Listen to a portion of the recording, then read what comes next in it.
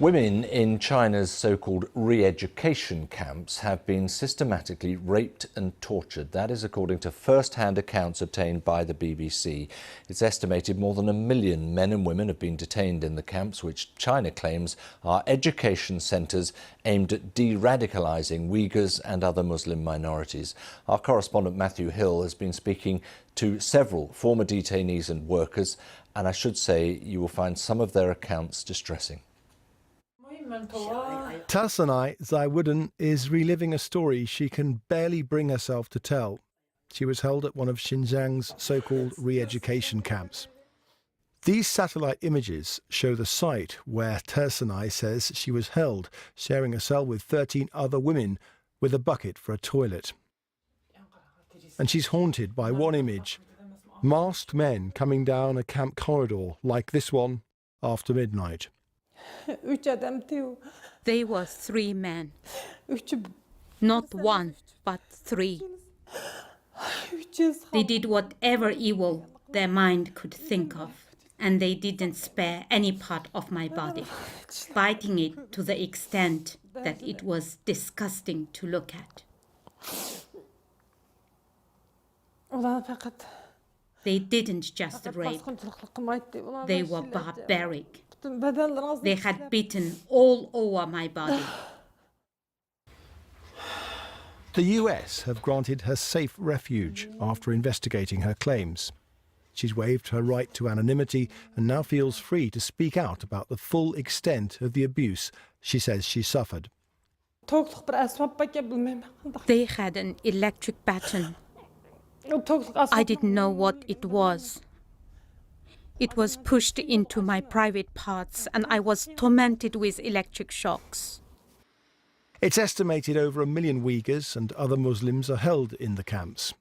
These never-before-broadcast pictures were filmed secretly in a camp under construction and published by a magazine on religious liberty. We've interviewed a former guard and seen his Chinese police documents. He's the first ever to come forward, and the risk of him speaking to the BBC is so great, we've reconstructed the interview with an actor. Jews who were taken inside were locked in a cell which held 8 to 16 inmates. There were cameras watching them all the time, and there were books about Xi Jinping. They have to study the book and memorize them in Chinese. If they fell, the punishment was severe. Many former camp inmates flee to Istanbul. Some talk of having to choose between punishment or being complicit in these crimes. I worked 6 months as a cleaning worker for the women. Han Chinese men would pay money to have their pick of the pretty young inmates. This was the first time Gulzira has told anyone the full extent of what she says she was forced to do. My job is to remove their clothes completely and then handcuff them on their beds so they cannot move.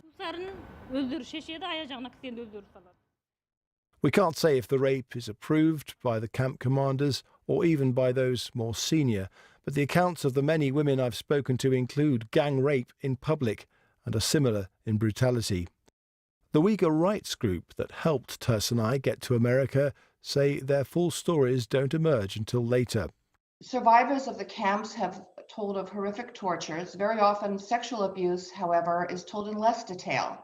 It's traumatic to remember, and women are often afraid of bringing shame to their own family members. The Chinese government said in a statement that the Xinjiang camps offered vocational and educational training to tackle extremism and terrorism. It did not address directly the accusations of rape and torture, but it added the Chinese government attaches great importance to women's rights. Lies and absurd accusations, including mass detention, do not hold water. It is very obvious their goal is to destroy everyone, and everyone knows it. These women are done. Much of the testimony of the women, like Tarsanai I've spoken to, is too disturbing to broadcast. But it's important, they say, that the world knows what's happened to them. Matthew Hill, BBC News.